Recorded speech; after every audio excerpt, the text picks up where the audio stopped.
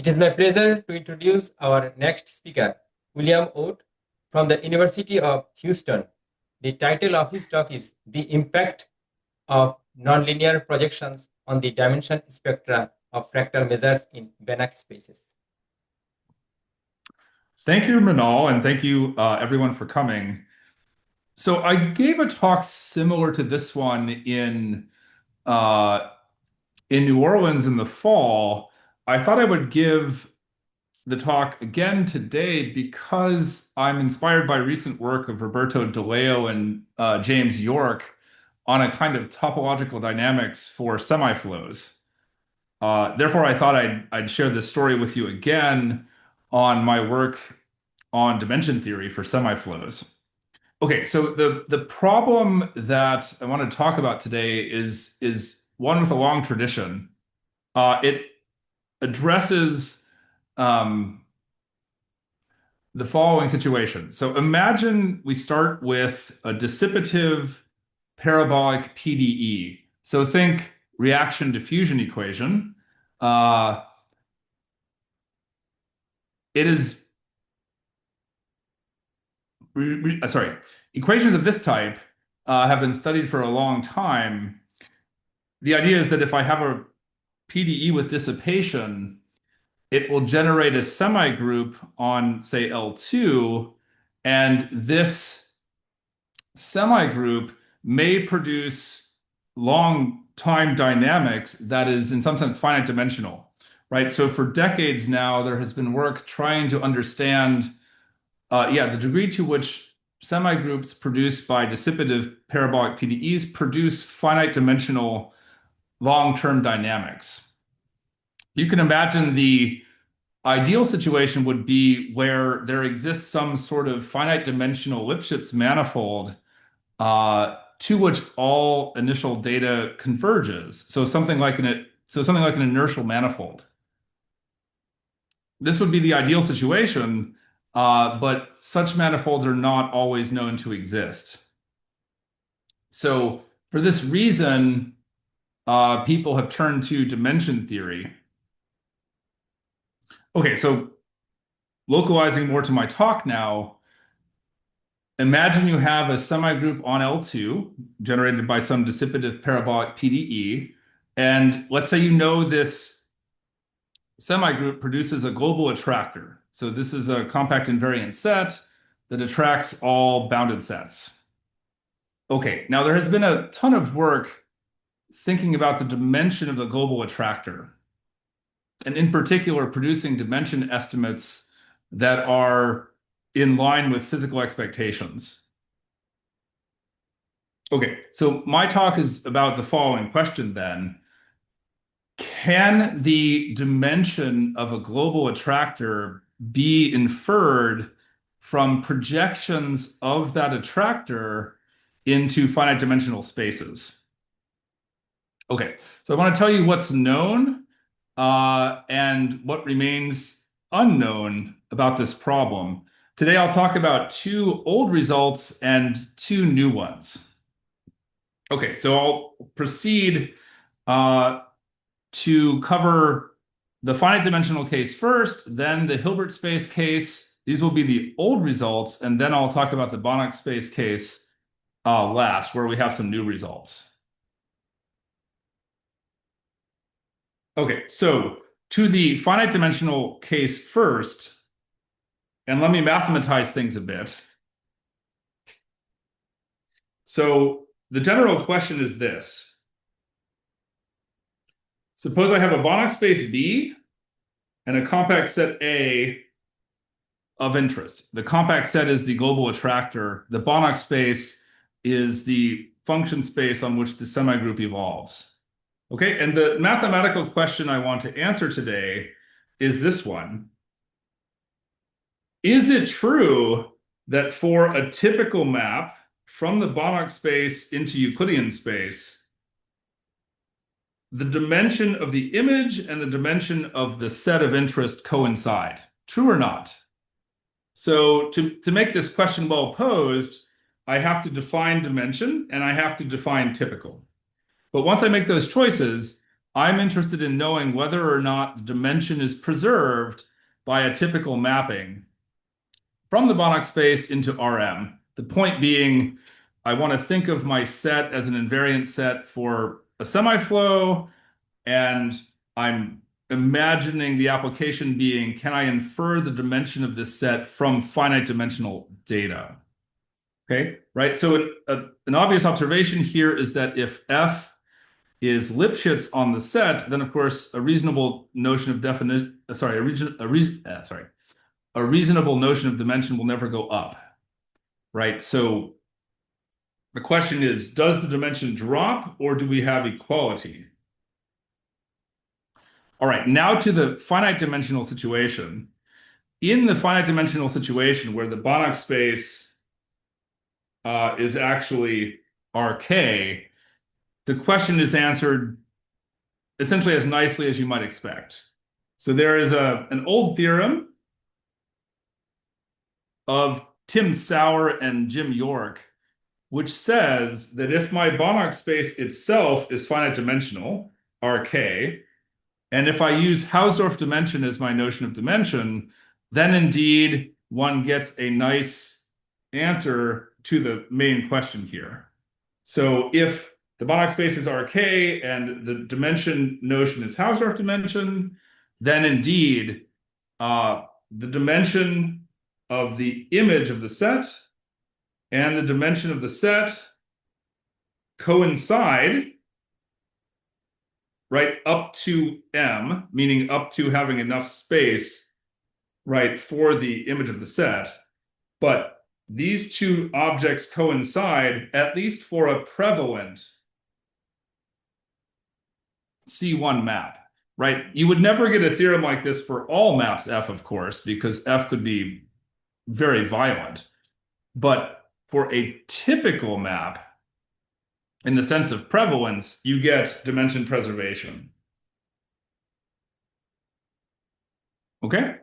All right. So this suggests that we may, in fact, be able to get a dimension preservation result for Hilbert or Banach spaces.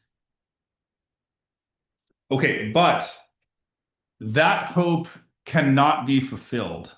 So if I jump now from RK to a real Hilbert space, we can produce examples of sets in real Hilbert space with the property that any reasonably smooth nonlinear projection of that set necessarily drops its Hausdorff dimension.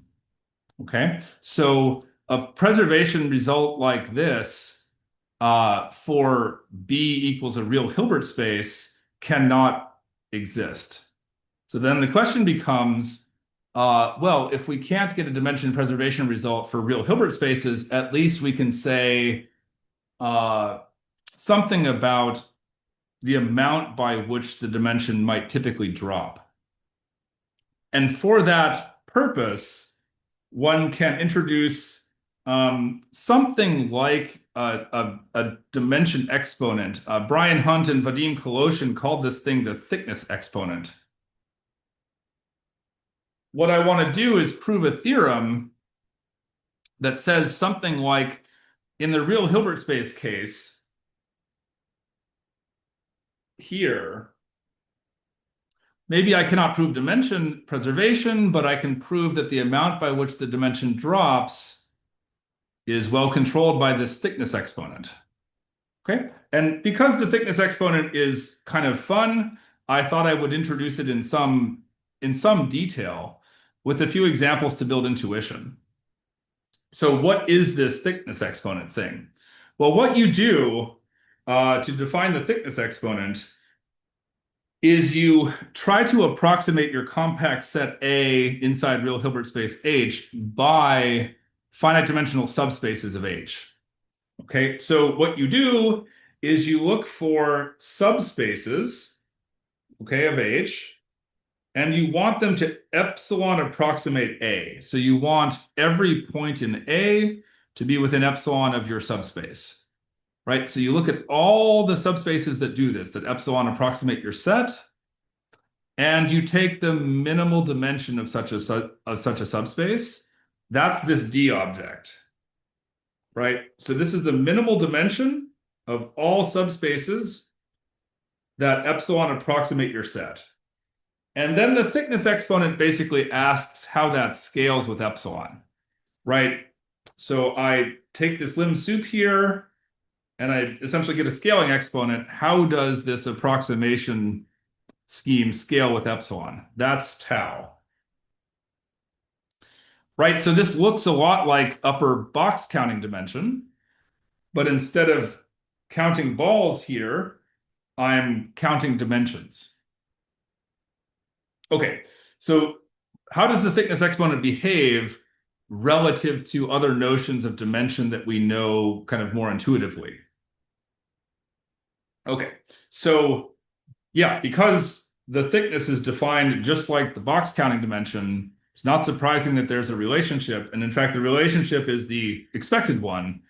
For any compact set A, the thickness is always less or equal than the box counting dimension, right? What's more interesting is the relationship between thickness exponent and Hausdorff dimension.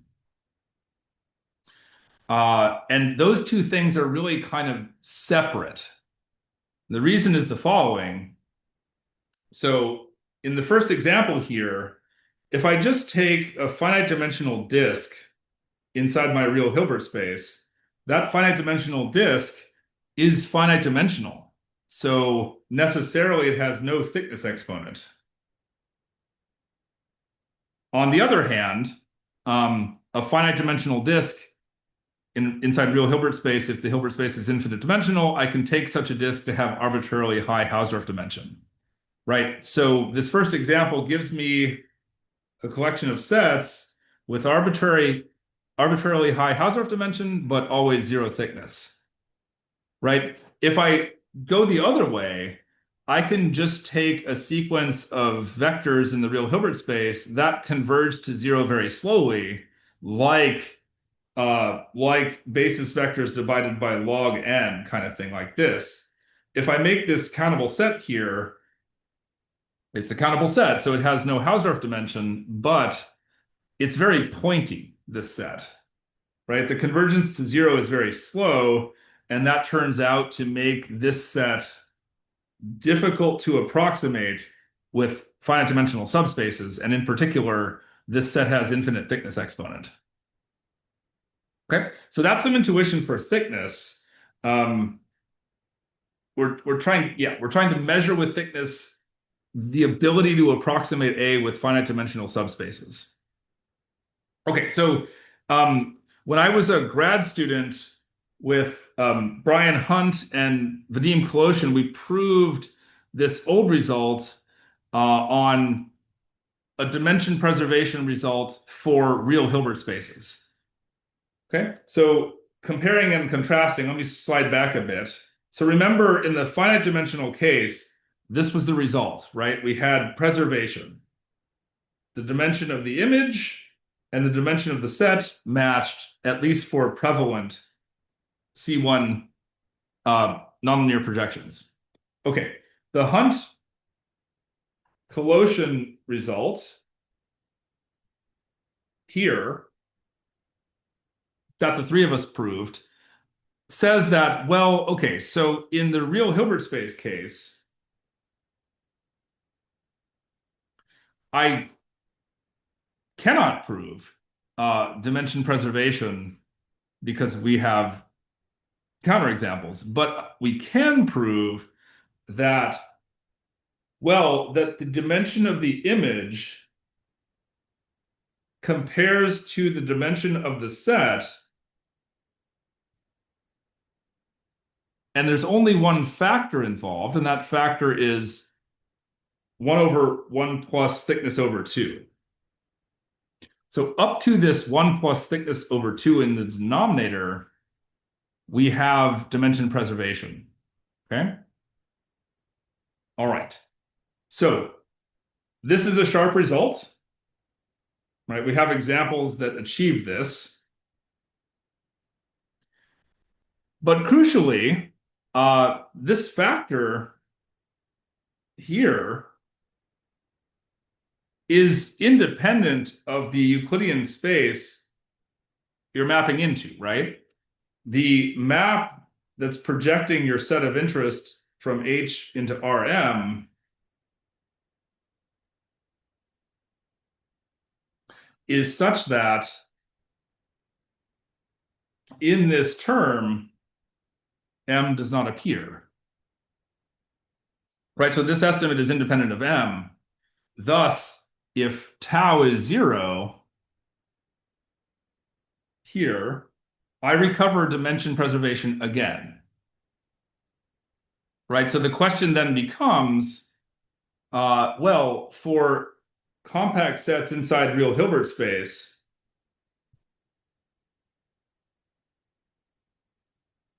when is thickness 0? Right? Because when thickness is 0, I recover dimension preservation. Okay, and remember, we're asking about compact sets that we're thinking of as global attractors for semigroups generated by dissipative parabolic PDEs, right? So the question is, when is this true for global attractors? Okay, that's a tricky problem, actually. And let me formulate a version of it that's still open. Okay, so here's our estimate again.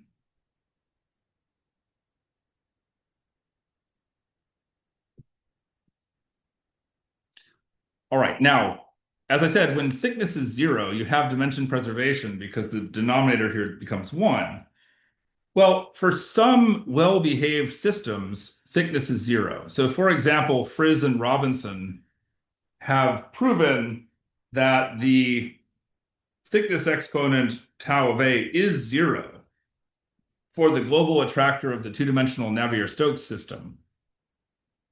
So for that classical system, we recover dimension preservation because this factor goes to just the Hausdorff dimension of A.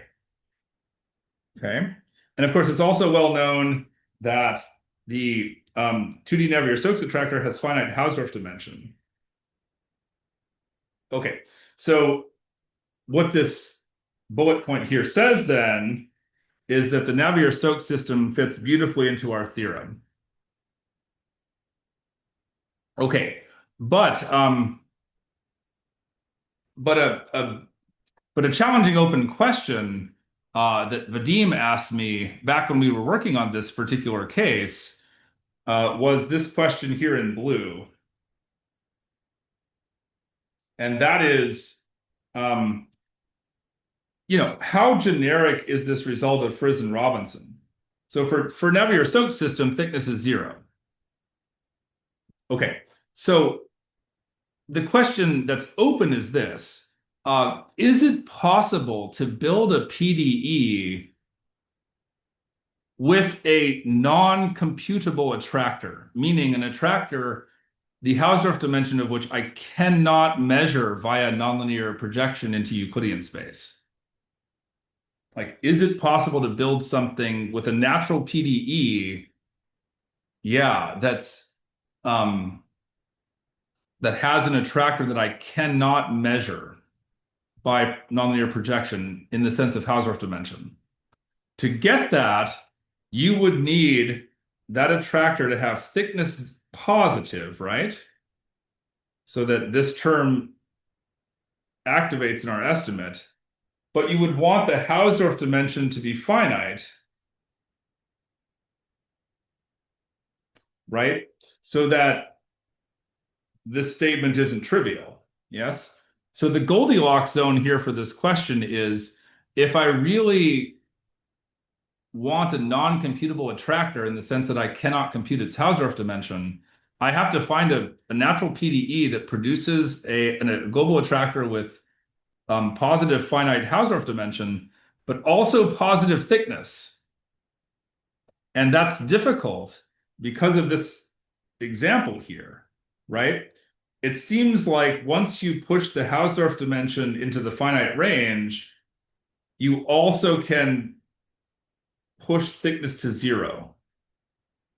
So the question of existence of a non-computable attractor remains quite open. Somehow one would have to push the energy into the various frequencies in the system in just the right way to achieve this. All right. So these two parts of the talk were kind of about the old story. And then in the last several minutes here, what I'll do is I'll just highlight the new theorems that we've proven recently. Okay, so going back to the statement, this was the old result in the real Hilbert space case. And we think this result is about as good as we can make it. So now the question becomes, what happens for Banach spaces? Okay, so the last part of the talk will be on the Banach space case, and this is the question, right? Does that old result of myself with Brian and Vadim, does that result hold for Banach spaces? Okay, and this story is interesting for a kind of Hahn-Banach theorem reason. So the issue that comes up when you try to prove a Banach space version of our results is that you have to deal with lifting functionals off of finite dimensional subspaces. So in particular, if I have a Banach space B, the issue that comes up for us is the following. If I have a Banach space B and some finite dimensional subspace of it, I can think about the unit ball in the dual of this finite dimensional subspace. So the unit ball in the dual of F, right? So imagine F is 23 dimensional just for the sake of definiteness. So I have this unit ball in the dual of this 23 dimensional subspace. The question is, how does that unit ball embed into the dual of the Banach space overall? Right, so that's an issue that comes up for us. You can certainly lift one functional at a time by Hahn-Banach, but if you want to embed the entire ball all at once, you have to think a bit more carefully about the structure of the Banach space. Okay, so I think what I'll do, because of a time constraint, is not define this dual exponent for you carefully. I will just tell you the history of this very briefly. So as I said in this question, we're after an odd Hunt-Colossian result, but now for Banach spaces. Okay, so for related reasons, James Robinson kind of worked around this issue by defining something called the dual thickness exponent. Okay, and for the interest of finishing on time, I won't define this exponent rigorously for you now. Let me just say that to solve a related problem and to avoid this issue, James Robinson introduced this dual thickness exponent to play the role of the original thickness exponent that I introduced earlier. Okay, and with Robinson's dual thickness exponent, we are able to prove a dimension preservation result for real Banach spaces. Okay, so our first new result is that now if I have a real Banach space B and a compact subset of it A, then I have a dimension preservation result, right, up to a factor which involves this dual thickness. Okay, so now for a prevalent nonlinear projection from the Banach space into Rm, the Hausdorff dimension of the image is linked to the Hausdorff dimension of the set itself. This is preservation, right, up to a factor in the denominator there, 1 plus the dual thickness.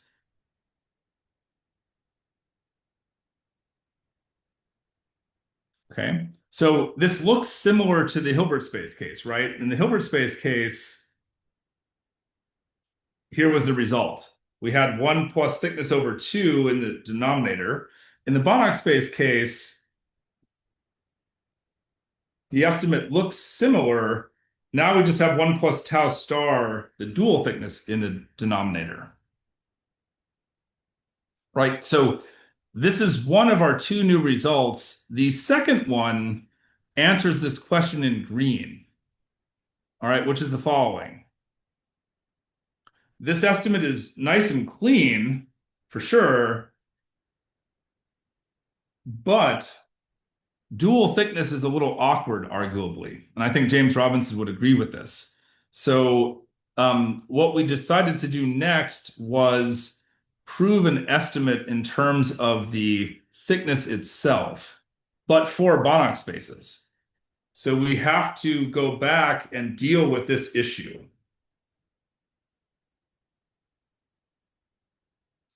Okay, and if you do that, you can prove a result for Banach spaces that is stated in terms of the thickness itself. And let me, because I've only got like moments left here, let me just flash the final result. So this theorem that I'm showing you now, this is with myself and Edward Stout and ZJ Zhao. We have a second new theorem where we replace this term with something involving the thickness itself. And let me just flash that result.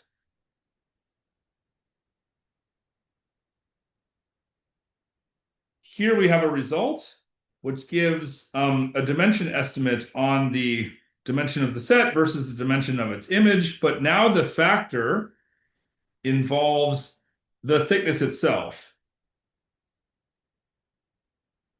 and some parameter beta, which is known as the projection constant for the Banach space, which for lack of time I won't introduce. But let me finish by saying that if you look at this estimate, if the thickness is 0, then this purple factor disappears. So this result does become a true dimension preservation result when thickness is 0. Okay, so this suggests that even in the real Banach space case, you can preserve Hausdorff dimension when thickness is 0. All right, and with that, thank you for your patience, and I hope this wasn't too choppy today. I felt it was a slightly choppy presentation. I hope it was okay, guys. Thank you. Good, thank you. Any question to the speaker?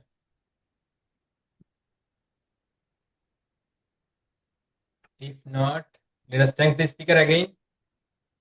Our next talk will start in 1 minute.